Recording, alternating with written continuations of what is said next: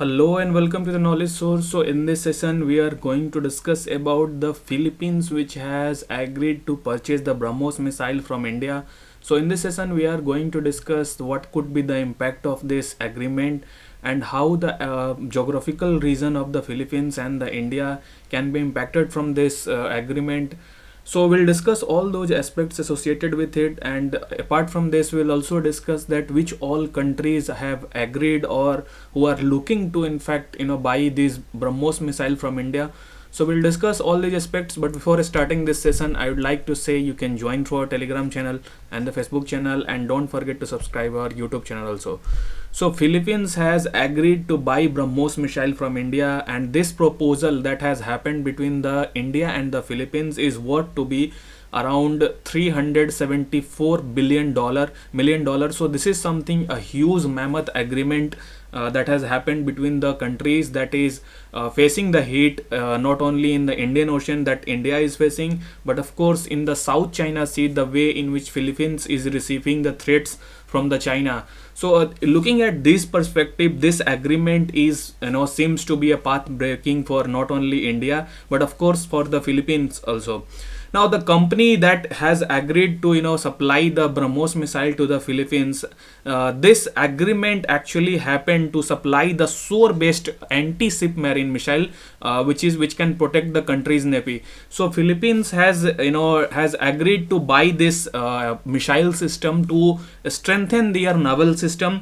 And looking at the threats and the kind of expansionist and the kind of the rule based regime that side has been get ridden off by the China, looking at those aspects, this agreement was on the pipeline. And apart from the last, if you see the last couple of years that has happened, and the kind of expansionist policy that China has adopted, this has put a lot of countries to the receiving end, and they are looking for more and more partners to get involved with their countries and try to manufacture these kind of deal to strengthen their country's economic sovereignty, political sovereignty, and entire sovereignty, if you say.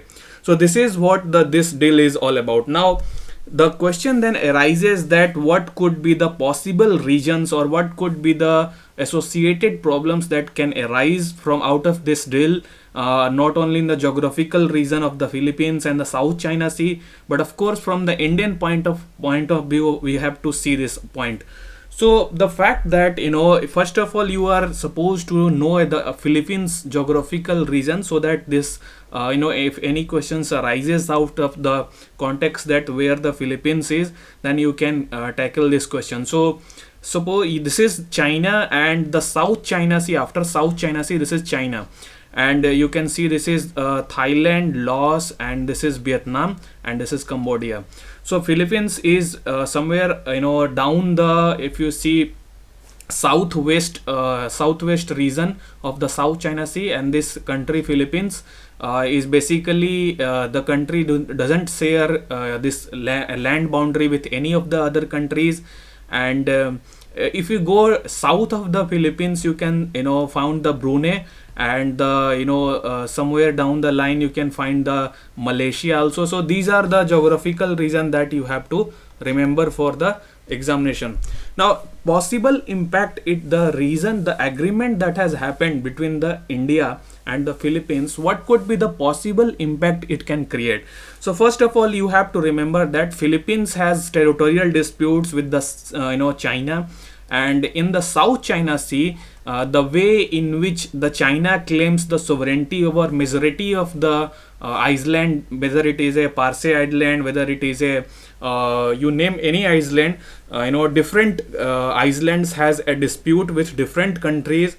And the Philippines is not someone who has recognized, or either many or majority of the country has not recognized the claims that has been made by the China in those for those island countries.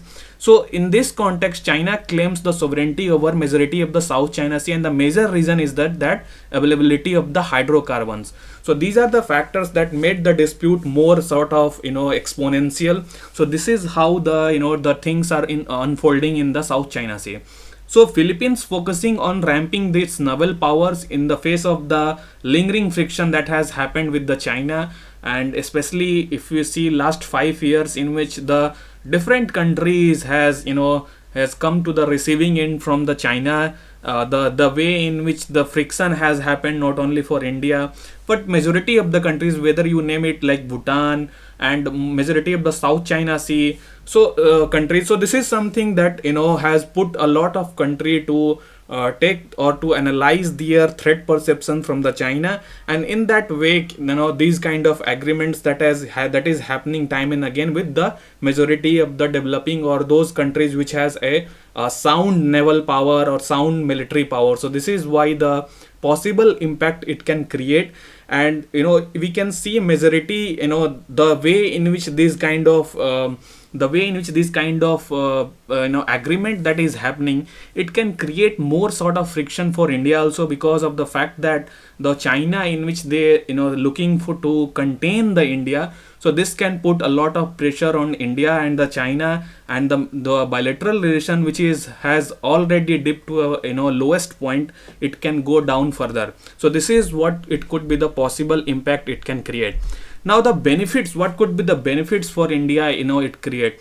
So first of all, the government has pushed a majority there, the major aim is to put the Atmanirbhar Bharat or the self-reliance Bharat, in which the every manufacturing of the military weapons has to be go through the indigenization process. So everything has to be made in India. This is what the present government is looking for. And the fact that the countering Chinese policy of containing India, which has been in the last 1 decade, that is China is try to contain the India, like it may be like you can name it like Sri Lanka, the Pakistan, and then you can see like Bhutan and Nepal. So all these countries, China is looking to contain the India and their growth. So this kind of policy China is creating. So India in tit for tat measure is looking to engage with majority of the South China or South Asian countries or Southeast Asian countries. This is what India is looking as a tit for tat mechanism.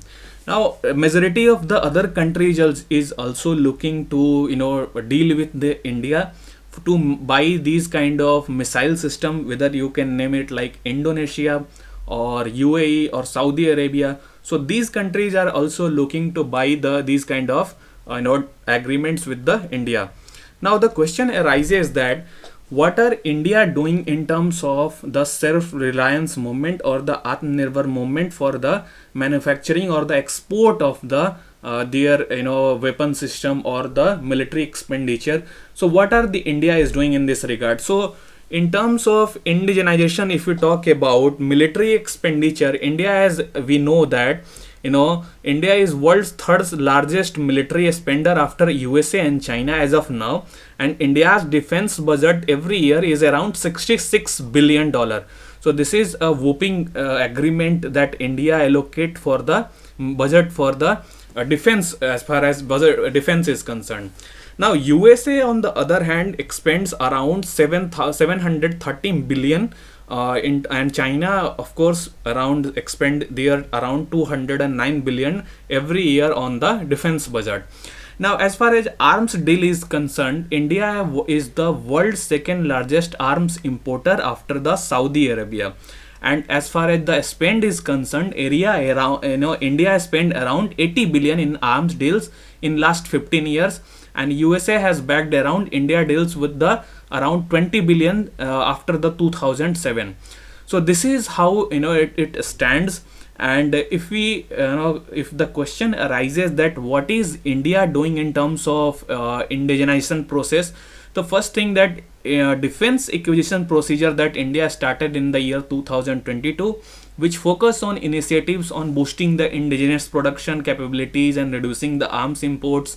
So government in this regard has allocated around 70,221 crore, which is around 63% of the defense capital outlay for the domestic industry. So this is a paradigm shift if you consider that majority of the defense budget, around 63% out of the 100 is allocated for the domestic industry. So this is something a major shift.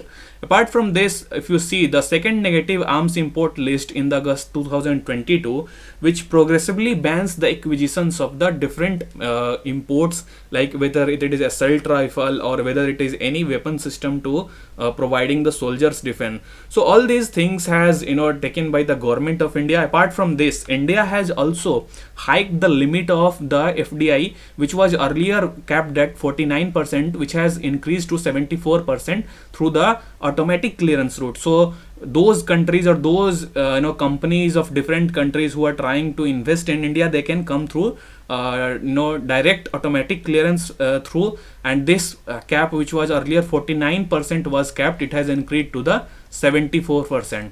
Then of course India is looking to develop like Tejas and Arjun tanks on all these things, and of course not to forget the BrahMos missile system itself. So this is what India is trying to do in terms of weaponizing their indigenous process, in terms of defense, in terms of weapons. So all these things, looking at India is on the progressive step to look to not only export but of course to make their own country sustainable, and to outlay the factors in which the whole mechanism of defense can be manufactured in India. So you can write your opinion. What is your opinion regarding all these things and how you look at these prospects? So I really hope you have understood the whole concept which we have talked about in this session. So that's it for today. Thank you as always for joining.